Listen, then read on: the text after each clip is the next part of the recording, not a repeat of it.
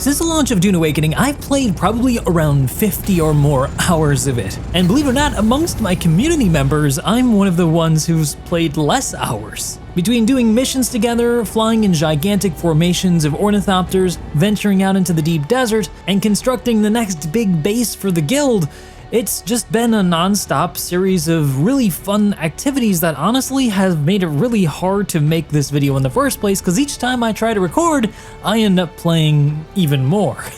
Like this guild mountaintop stronghold, which was supposed to only take half a day and give me time to make a video, but ended up taking the whole weekend. So I wanted to give you guys a bit of a tour of the building system in Dune Awakening because, as you may know, I'm an architect and this is the sort of thing that I love doing. Yes, there's a lot of cool gameplay to do, but when there's a good building system, you've more than got my attention. You've probably got my weekend. So first, let me give you a little tour of the one on the thumbnail. Then I'll show you guys a little sample of the building system itself, and then round off the end of it with a few guild bases made by some members of the Armco community.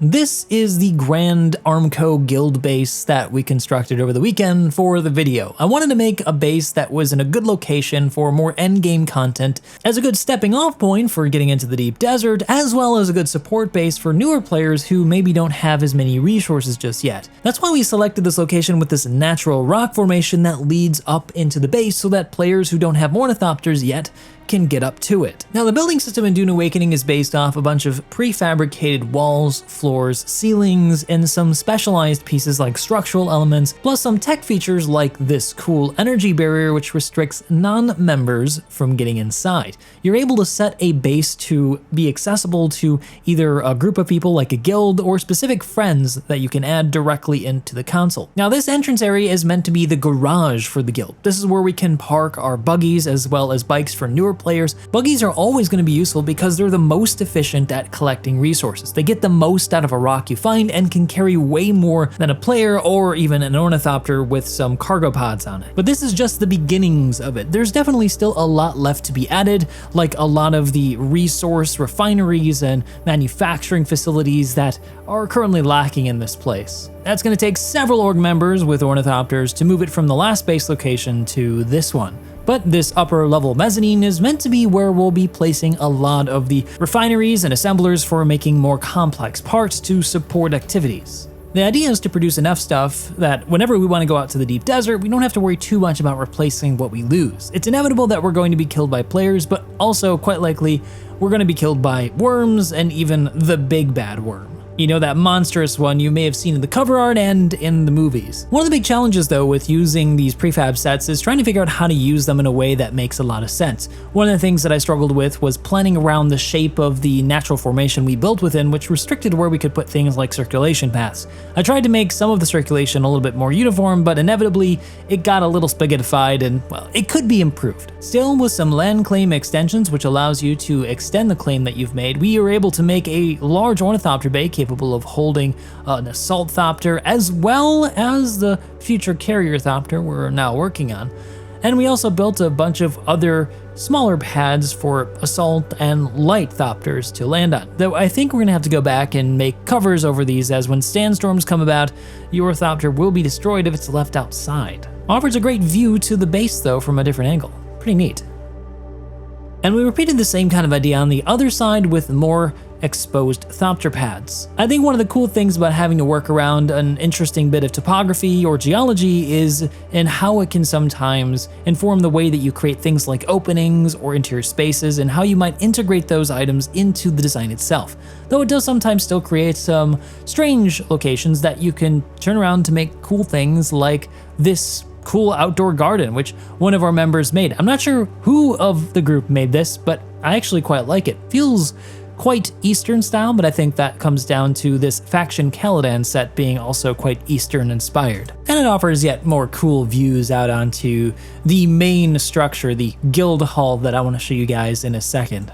Before we go up to that upper level though, I wanted to show you guys a pretty cool space below the floor of the main parking area, and that's the utility space.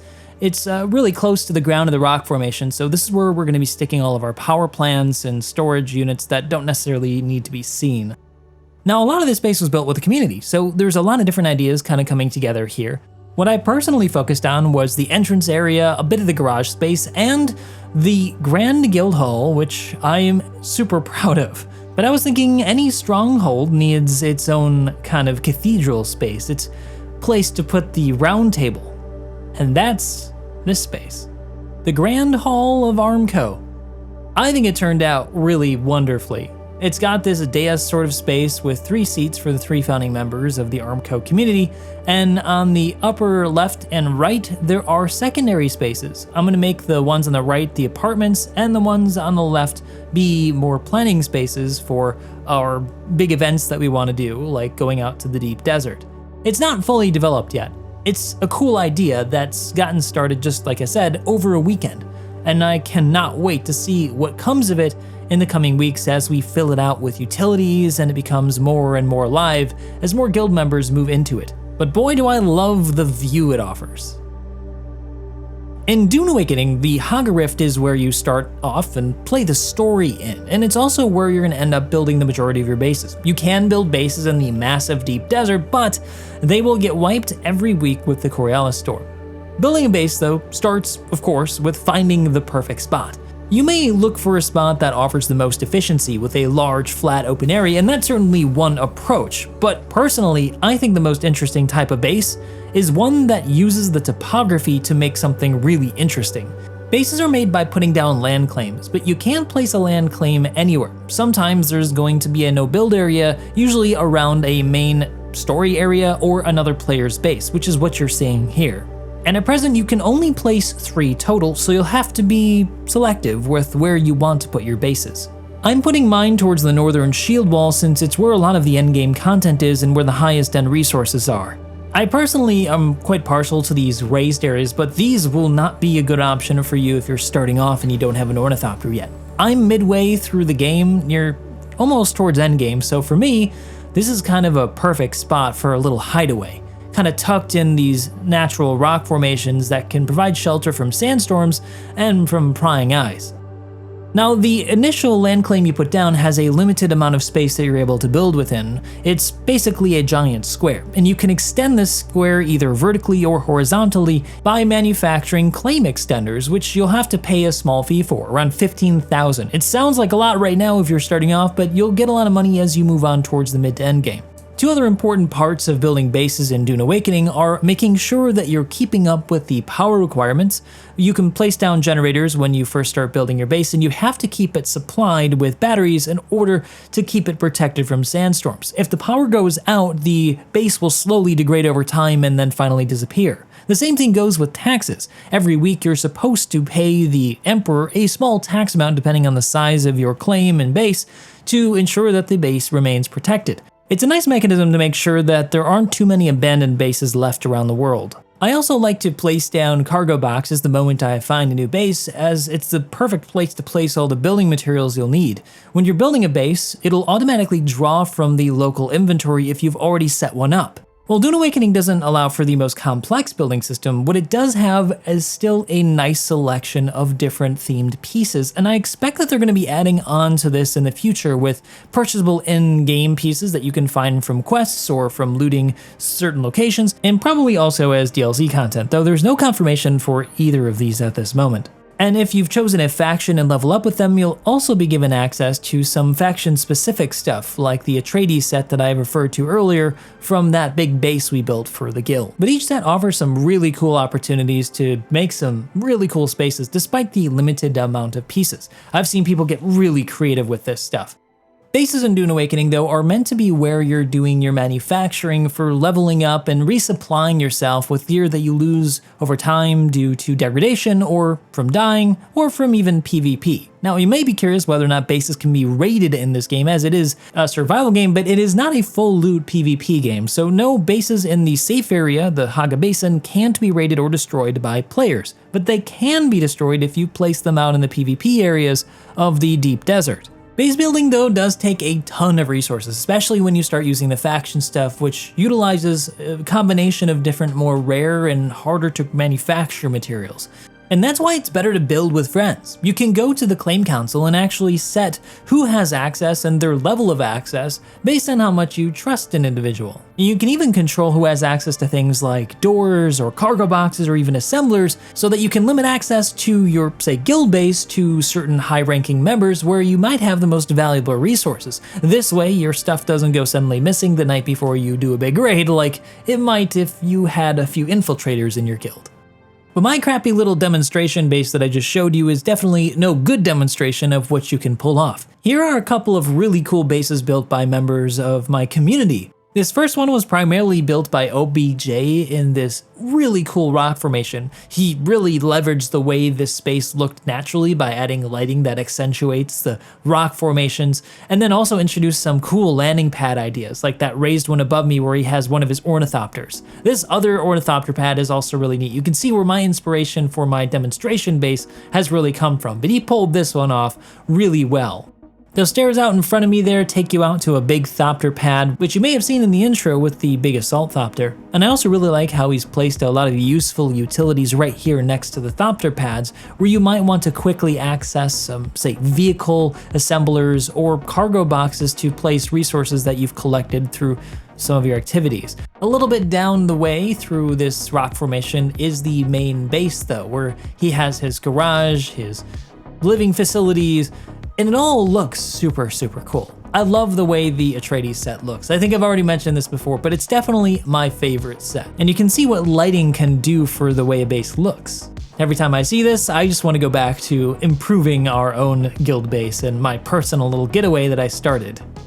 The living quarters on this tower are also leveraging some of the really cool pieces from the Atreides set, like this big door. I actually use this on the guild hall for the entrance. It's such an epic piece that begs to have an epic reveal just beyond the door.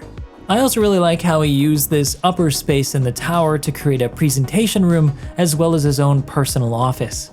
He's taken some time to really decorate out down the finer details, something that I have yet to get to. Some of these pieces though I have also yet to buy. I'm pretty sure many of these are purchasable through the Atreides seller. I just need to rank up with them in the game.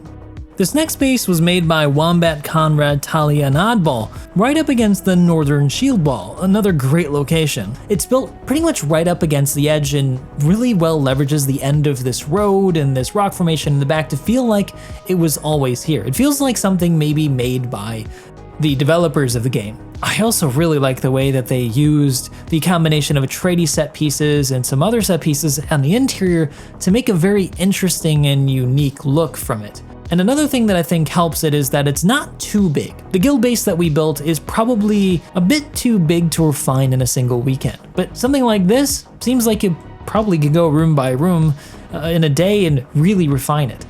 Another really cool thing I like about this pyramid-sized building is that although pyramid spaces usually don't create the most efficient interior spaces, they still manage to pull off a really well figured out industrial space that even has its own dividers to properly separate out and organize the space by type of assembly or storage unit. It's rather clever, and again, another thing that I'm keen to use on our own guild-based design. I think this base also demonstrates what's possible if you work together with your friends. I can tell you from experience that it would have taken ages if I'd have tried to do all of this by myself.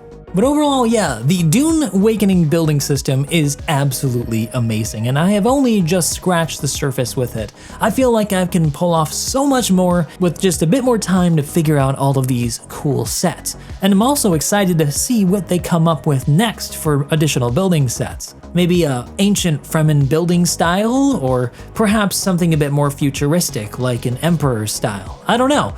What do you guys think though? Is this kind of building system up your alley? It certainly is up mine, and if you guys want to find out more about the Dune Awakening community for Armco, you'll find a link down in the description below where we've got spaces still available in our secondary guild. So if you'll excuse me, I need to get back to polishing my base. Hope to see you in the next one.